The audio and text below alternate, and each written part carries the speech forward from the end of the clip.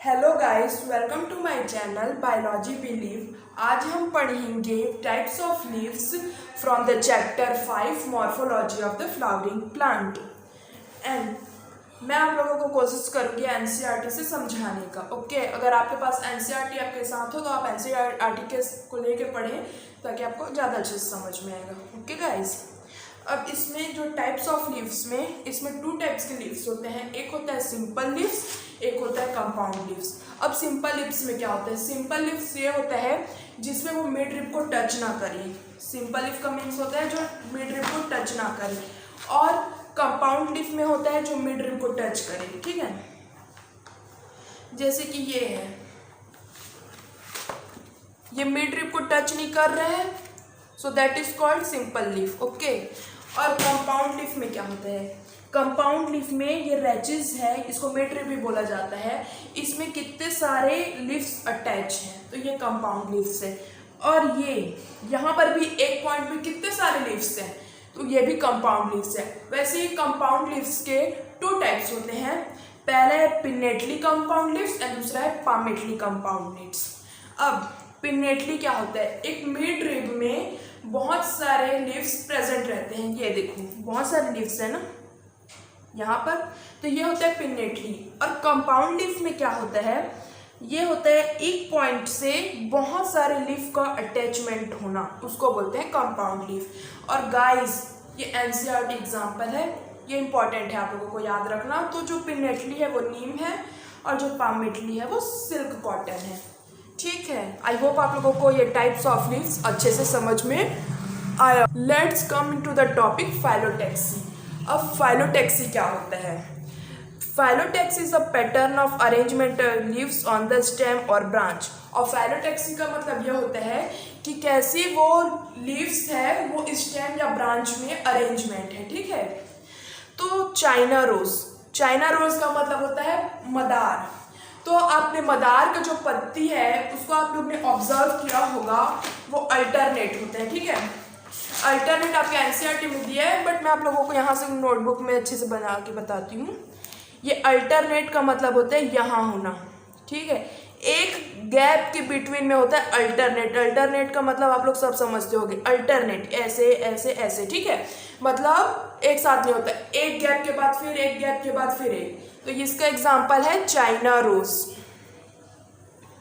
ठीक है, और वैसे ही गुआवा पेड़ में देखे होगे, बी के पेड़ में, कि वहां पर जो लीव्स रहते हैं वो अपोजिट रहते हैं।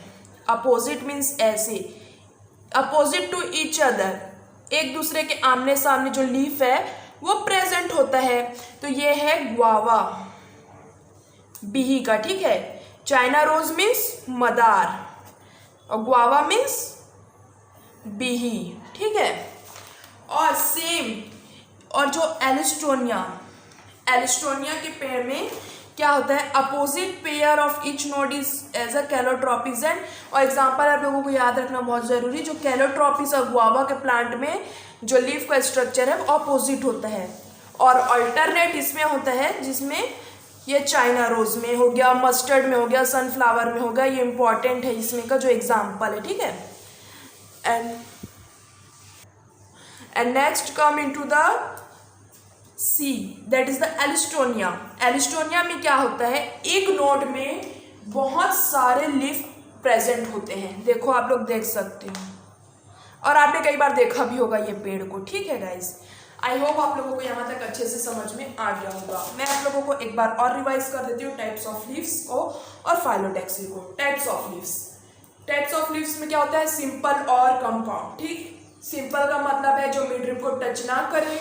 कंपाउंड का मीनिंग है जो मिड रिब को टच करे, ठीक, रैचेस को टच करे। और कंपाउंड के भी 2 टाइप्स है, पिनेटली, पामेटली। पिनेटली में क्या होता है? एक मिड रिब्स में बहुत सारे लीव्स प्रेजेंट होते हैं बाय द अल्टरनेट मेथड और द अपोजिट मेथड। और पामेटली में क्या होता है? एक पर्टिकुलर पॉइंट से बहुत सारे लीफ अटैच होते हैं, वो होता है पामेटली। और इसका एग्जाम्पल है सिल्क कॉटन और इसका एग्जाम्पल है नीम। अब फाइलोटैक्सी में, फाइलोटैक्सी में अल्टरनेट का एग्जाम्पल है, वो है गुआवा, सनफ्लावर, मस्टर्ड। ओके, और जो अपोजिट में रहता है एक दूसरे के आमने सामने, उसमें है गुआवा और कैलोट्रॉपिस। और व्रोइड मीन्स देखो यहाँ पर जो पत्ती है वो ऐसे प्रेजेंट है, ये एक ही पॉइंट में बहुत सारे लीव्स प्रेजेंट है, इसको बोलते हैं व्रोइड। ठीक है, ये क्या है? व्रोल।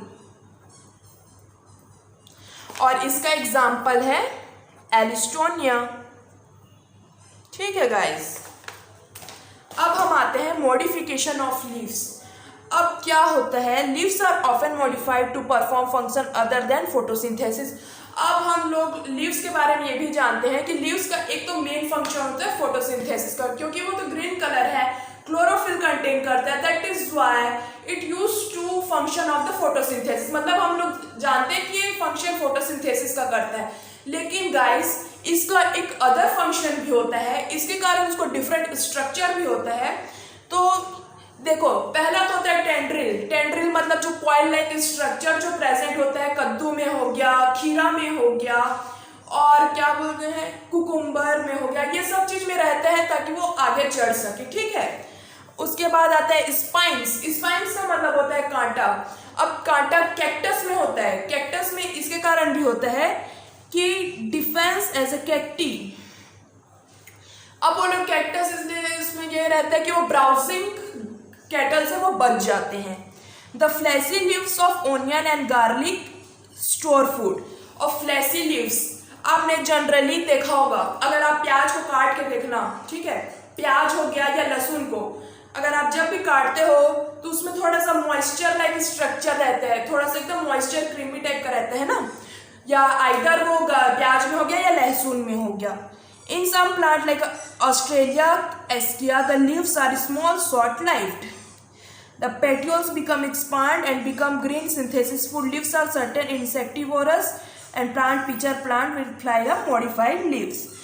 Guys, इसमें क्या होता है, जो ऑस्ट्रेलिया एस्किया प्लांट है वो बहुत ज़्यादा शॉर्ट लाइफ रहता है, स्मॉल रहता है, शॉर्ट लाइफ रहता है, मतलब बहुत कम छोटा रहता है और जल्दी मर जाता है। The petioles is this plant expand. अब पेट्योल्स क्या होता है? पेट्योल्स ये है गाइस, ये एक्सपांड हो जाता है, बढ़ जाता है। Becomes green and synthesise food, और ग्रीन हो जाता है और फूड को सिंथेसाइज करने में काम आता है। Leaves of certain insectivorous plant such as pitcher plant also modified this leave. और जो इंसेक्टिवोरस प्लांट है जैसे कि pitcher plant, Venus fly trap are modified also this leaves. Guys, I hope आप लोगों को यहाँ तक अच्छे से समझ में आ गया होगा।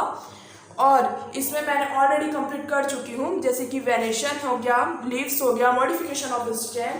अगर आपने अभी तक नहीं देखा है या फिर नहीं पढ़ा है तो आप मेरा वीडियो भी देख सकते हैं, या फिर आप एनसीईआरटी से पढ़ सकते हैं, किसी और के भी वीडियो से आप उसको देख सकते हैं, ताकि इस चैप्टर में आगे पढ़ने में अच्छे से समझ में आए। ओके गाइज, आज के लिए बस इतना ही। नेक्स्ट वीडियो में हम पढ़ेंगे inflorescence. Okay guys, and start हो जाएगा द फ्लावर से। और ये चैप्टर मोस्ट ग्रेविंग चैप्टर है, इसमें सबसे ज़्यादा इम्पॉर्टेंट होता है एग्जाम्पल। सो आप लोग एग्जाम्पल लर्न करना बहुत इंपॉर्टेंट है। Okay guys, that's it, thanks for watching.